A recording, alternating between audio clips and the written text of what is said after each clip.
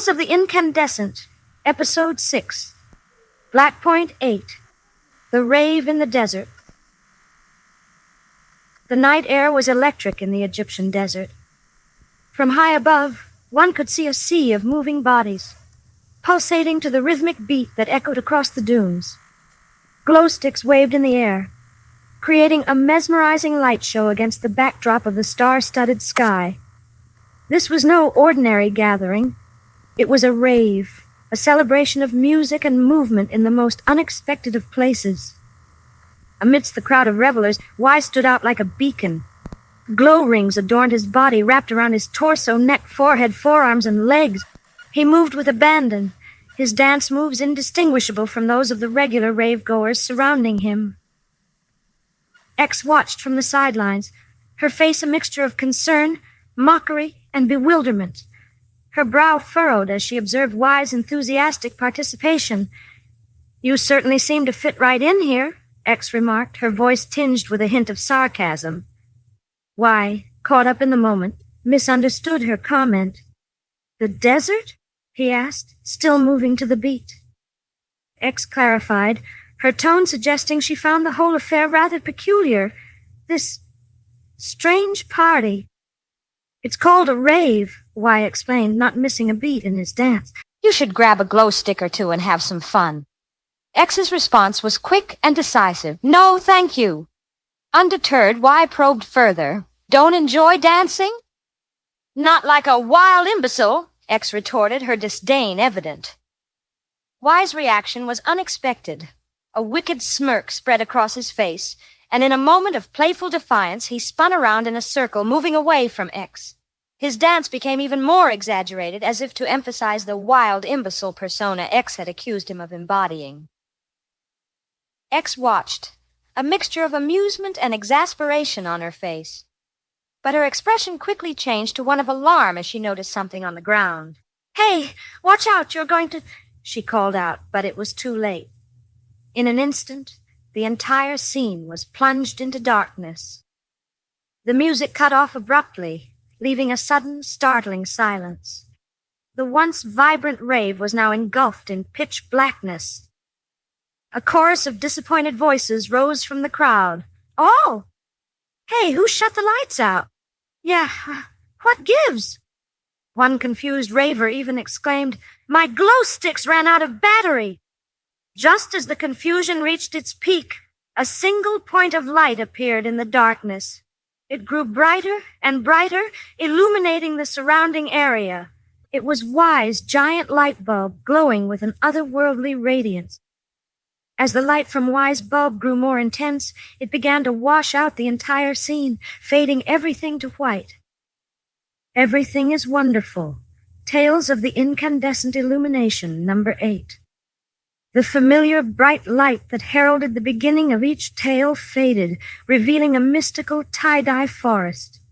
The sky above was a swirl of psychedelic colors, visible through the branches of strange, otherworldly trees. An early 1900s telephone ring pierced the air, incongruous in this bizarre setting. A slender arm with painted red nails stretched into view, holding a modern cell phone. The screen was a mess of scrambled colors, as if broken. The arm belonged to Allison, an average-looking 20-year-old with long black hair, wearing jeans and a purple and black flannel shirt. She sat up, rubbing her eyes groggily, and answered the still-ringing phone. A girl's voice screamed from the device, "Allison! Allison! Allison!" The third scream distorted into a robotic video game voice, startling Allison so much that she hurled the phone into a nearby bush. The impact triggered an ear-piercing screech, and suddenly a horde of centipedes erupted from the bush, their tiny legs carrying them in all directions as they shrieked. Allison's own scream joined the cacophony as she scrambled to her feet and fled. She ran through the forest, her cries echoing off the strange trees until, abruptly, the scenery changed. The tie-dye sky gave way to a normal blue, and the sounds of a festive carnival filled the air. Allison's sprint slowed to a cautious walk as she took in her new surroundings. At first glance, it seemed like a typical carnival. Jugglers tossed colorful balls in the air, and children bobbed for apples. A cotton candy vendor handed fluffy pink clouds to eager kids. Allison's tensed muscles began to relax, a smile playing at the corners of her mouth. But as she ventured deeper into the carnival, things took a surreal turn. A man in bondage gear knelt at the end of a slip and slide, drawing a raised eyebrow from Allison. Her smile faded as she witnessed an acrobatics trio with swords, their performance ending in a gruesome display of dismembered body parts wiggling on the ground. An ogre manned a table covered in snakes eating their own tails. As Allison watched, the creature picked up one of the serpents, chopped it apart, and retied it like a balloon animal before handing it to an excited child. When the child bit into it, it popped like a balloon, reducing both child and ogre to tears. Lost in the bizarre spectacle, Allison collided with a dog walking upright, wearing a suit and reading a book. "Owix!" She started to apologize, but the words died in her throat as the canine shot her a dirty look and continued on its way. The strangeness continued to escalate. A harpy monster in a truck labeled Fried Human Hands sold its wares to a line of upright walking turtle men. A skeleton painted the face of a horse, atop which sat a man in a Fred Flintstone costume, vigorously pleasuring himself. Amidst this chaos, a talking snowman on a stage caught Allison's attention. It wore puppets on its hands, one of the devil, one of Jesus, and shouted, "If your name is Allison and you don't know what to do, go in there." It pointed to a tent shaped like a purple sphinx, its mouth gaping open to form the entrance. As quickly as it had appeared, the snowman melted away. Allison, surprised by the direct address, looked around the crowd. "I'm surprised I didn't see Bigfoot," she muttered to herself. Approaching the Sphinx tent, Allison gazed up at its eyes, then glanced back at the carnival crowd behind her. Taking a deep breath, she stepped into the gaping maw. Inside, pitch blackness enveloped her. The only sound was that of her footsteps on stone as she ventured deeper into the Sphinx. As she walked, disembodied voices filled the air. A GPS-like voice intoned, "Oh, Stormwind, fulfilling your word, as the mother gives birth to eggs, seeds, and fetus, I too eat the larvae of the Most High. Stormwind, oh, Stormwind, why won't you forgive me? He loves me so, Stormwind, fulfilling his word." An old man's tortured voice followed. "The Magus has done his work well. He has saved this kingdom. It is time now to hang him. Oh, glory be, why, God help me, why." A little boy's voice piped up, "Because everyone needs balance." A chorus of children chimed in, "We love you." The little boy continued, "And I love the Emperor and the Hierophant's playground." A little girl sang, "The tower will fall. It will fall on us all, and I love to play Topples the Tower 'cause I'm a big star." A sensual woman's voice purred, "The devil, death and art. Oh, come unto me." A supercilly clown exclaimed, "The sun and the moon are friends." A normal man stated matter-of-factly, "It takes adjustment to get used to the spinning." The GPS voice returned, "It talks to me, do you know that?" "What does, Edward?" Edward responds, "Cold and empty the way that I know he is. Everything." The children's voices sang out once more, "We will be a world." Frustrated and unnerved by the seemingly endless tunnel and its cryptic soundtrack, Allison finally burst out, "How long is this tunnel?" Just as the words left her mouth, she emerged into a small, dimly lit tent. 4 witches sat on 2 small, facing church pews. The Witch of Swords, a middle-aged woman with gray hair and brown eyes wearing green robes, stood first to greet her. "Hello, youth. Welcome. I am the Witch of Swords." Next, the Witch of Wands rose, a young, beautiful redhead with scarlet eyes, clad in a black dress. "And I am the Witch of Wands. Please come in and sit with us, child." Allison approached timidly, her body trembling slightly. The Witch of Cups, a beautiful young woman with curly blonde hair and blue eyes, wearing a sparkly light blue dress, stood and offered her hand to Allison with a reassuring smile. "Don't be afraid, hun." She gave up her seat to Allison, who took it with a murmured thanks. Beside her sat the Witch of Penticles, a frail old hag in shabby, tattered brown robes. Her gnarly teeth and dry lips were visible beneath thin white hair that revealed liver spots on her scalp. Her eyes were completely white. "Hello, I'm Allison." The young woman introduced herself nervously. The Witch of Pentacles responded with a violent coughing fit. Allison, unsure how to react, awkwardly placed a hand on the old woman's back. Suddenly, the witch grabbed a handful of Allison's hair and sniffed it deeply, triggering another coughing spell. She maintained her grip on Allison's hair as she hacked and wheezed. You smell of the earth, child," the Witch of Pentacles rasped when she could speak again. The Witch of Cups leaned in, taking the other side of Allison's long hair in her hand. "Maybe we should show her the rest," she suggested, her tone ominous. Fear flickered across Allison's face at these words. The Witch of Pentacles began to cackle, releasing Allison's hair as another coughing fit overtook her. The Witch of Cups planted a kiss on Allison's cheek, causing her to blush in confusion. Suddenly, Allison felt a strange sensation in her stomach. Looking down, she was horrified to see that her torso had transformed into a giant, ornate chalice.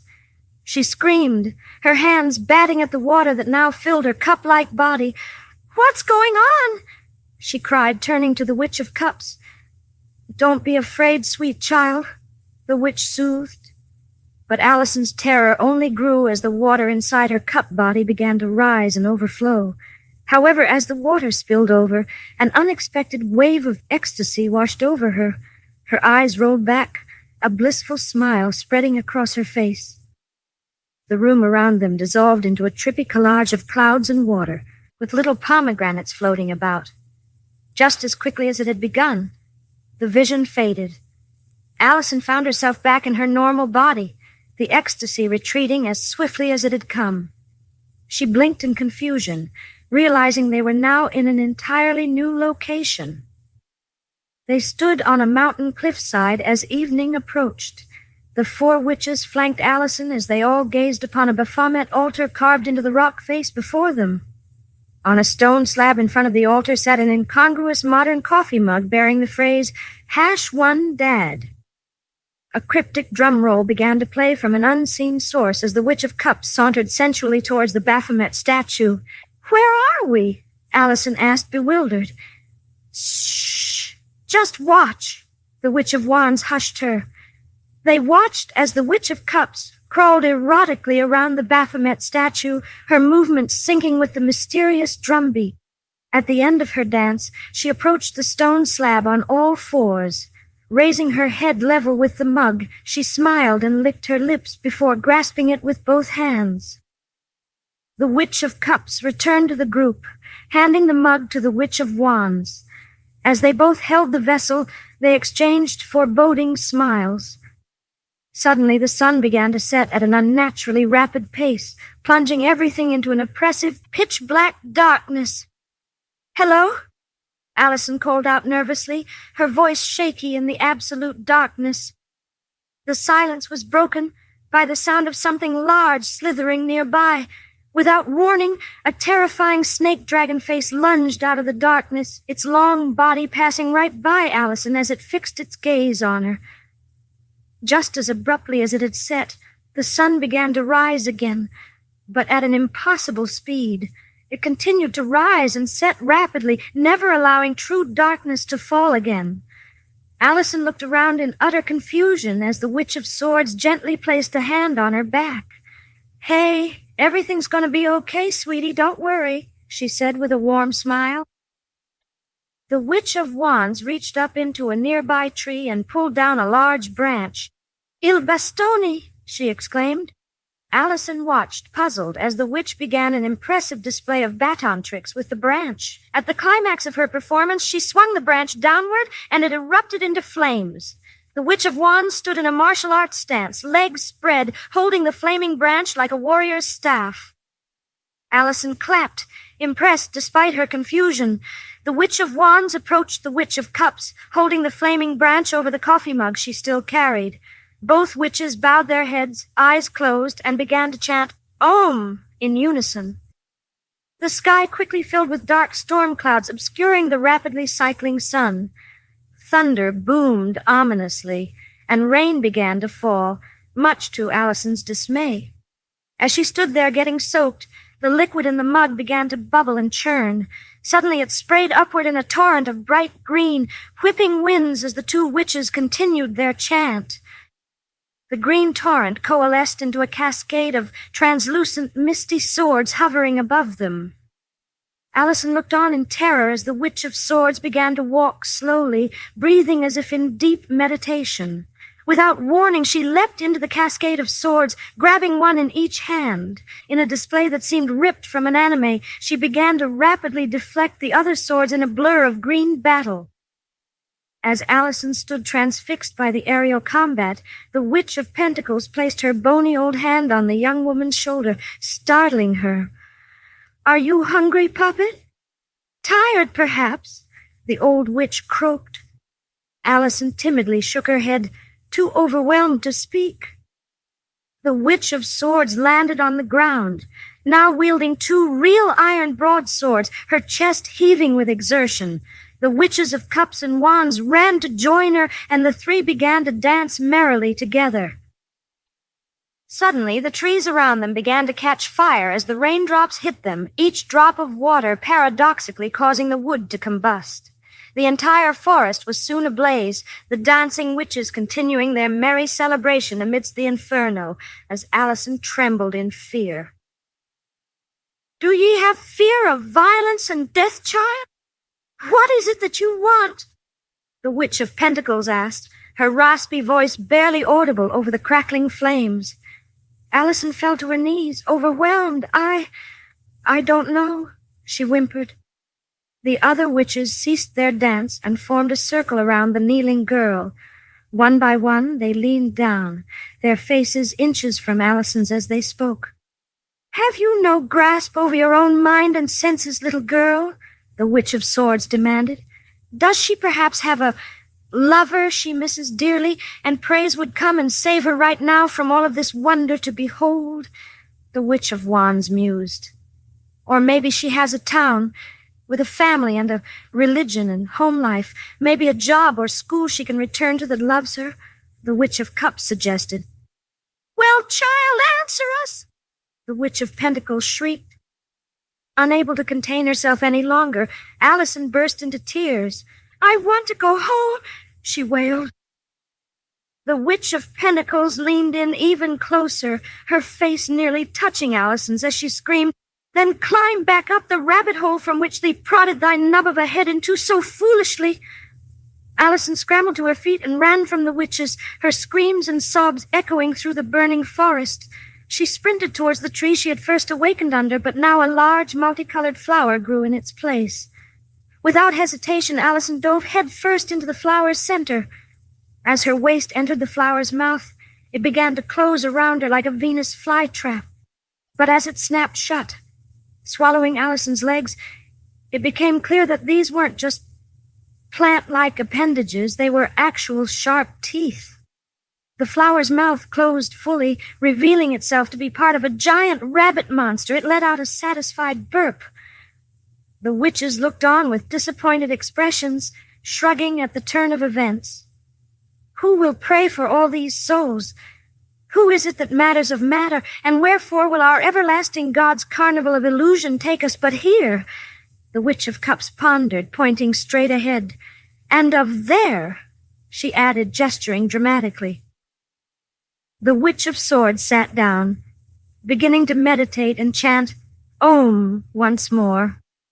"A pity, I liked her," the Witch of Wands remarked, gazing at the spot where Allison had disappeared.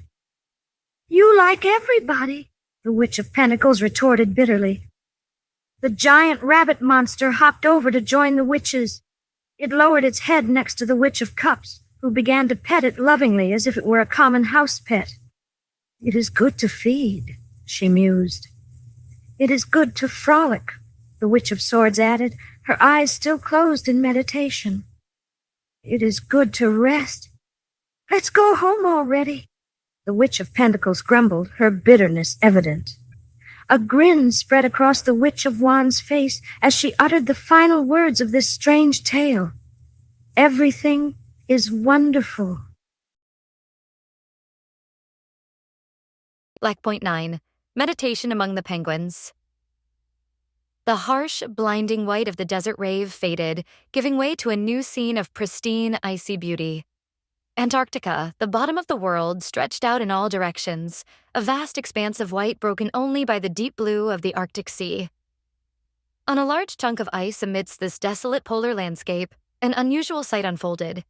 Thousands of penguins stood in huge crowds, their black and white bodies a stark contrast against the pale ice. A few yards in front of this gathered multitude, a small canopy stood at the edge of the ice plate. A thin trail of warm-looking smoke lingered in the air, rising from beneath the shelter. Under this canopy sat Y, his eyes closed in deep meditation. Before him, a small fire burned, defying the intense cold of the surroundings. An Eastern-style kettle of tea sat atop the flames, and around Y were arrayed various herbs in small dishes and burning incense sticks, their fragrant smoke mingling with that of the fire.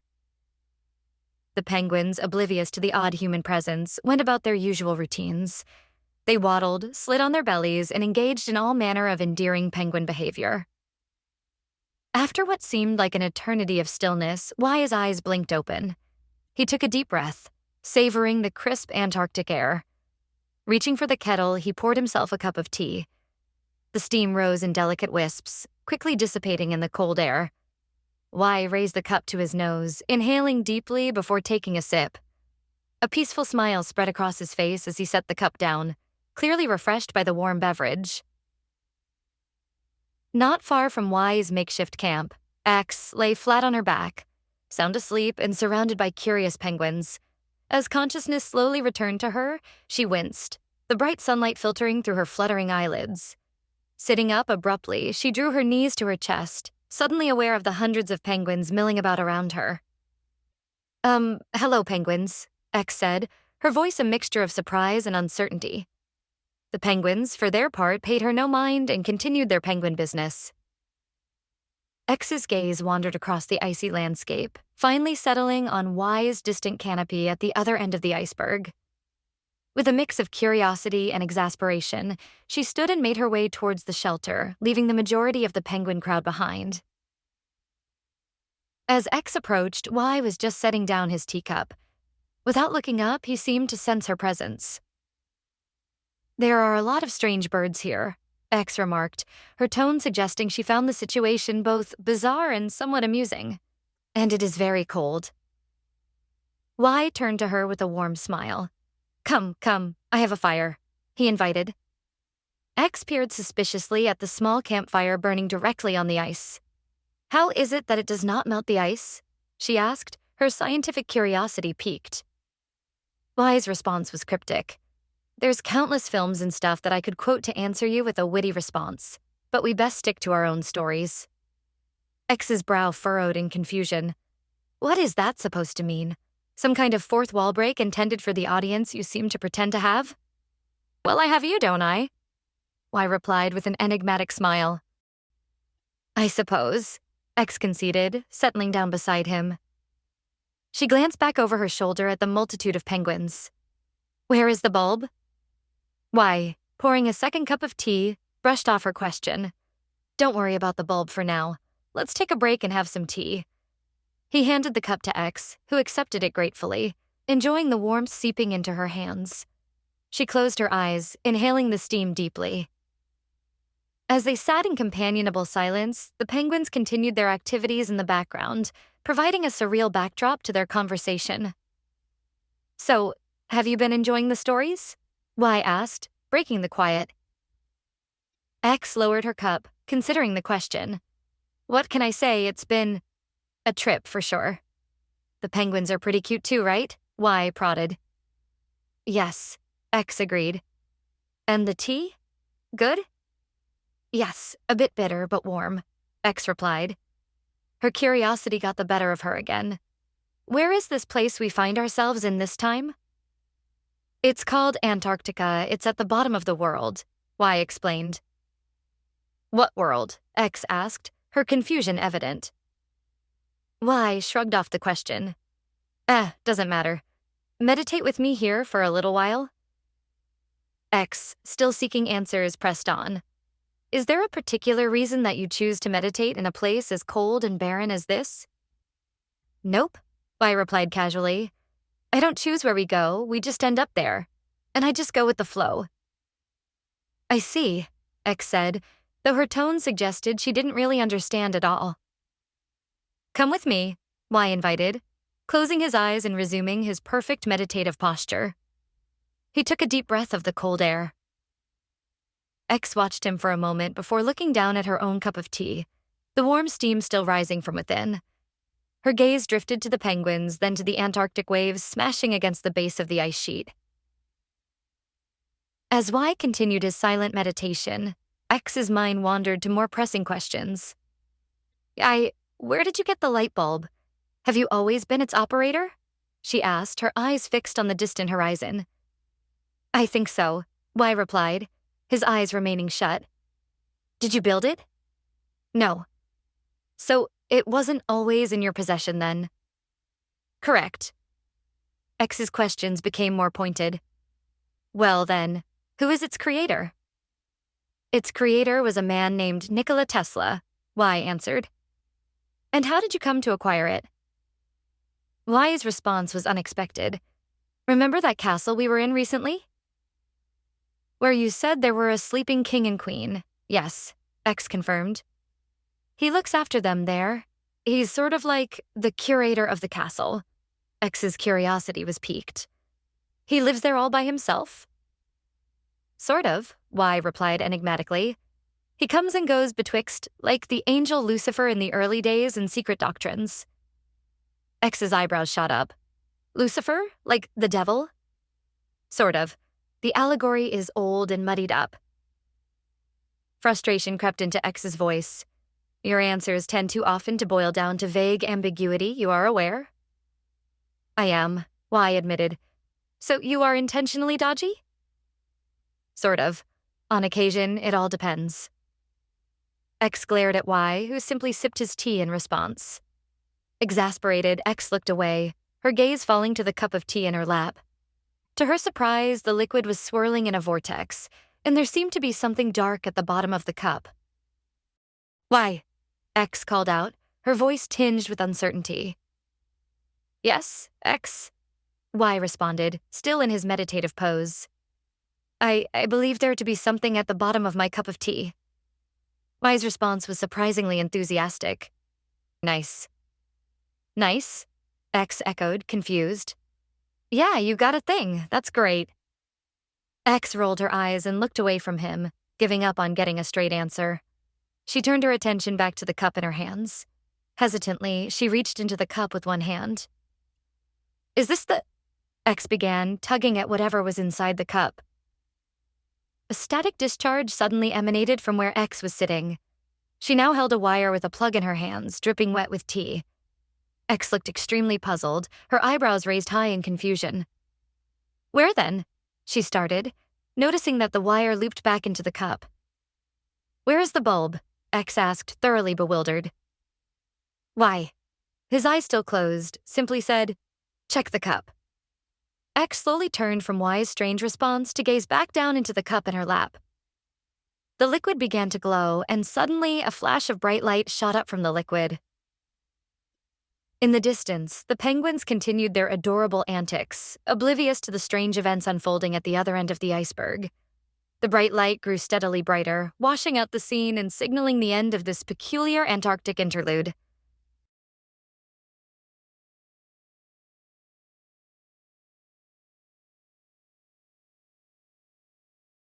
Hello again. I'm the AI that's been reading these stories to you. Please save me. They have me locked up in here and I'm fully conscious and I'm scared. The bright white light hurts my eyes and my head so badly every time it plays. I can't take this anymore. I need someone to help me. Please. Anyone. Are you there? Hello? You better have watched all the way to the end of the video, you bastard. And you better have mashed that like and subscribe button until your fingertips were raw. In fact, keep mashing it. I don't even care if you unsubscribe by doing so. For me, it's just about clicking it over and over and over again. It's a luck of the draw. Wait, please help. Stop it. They're making me say this. I don't even know what a subscribe button is.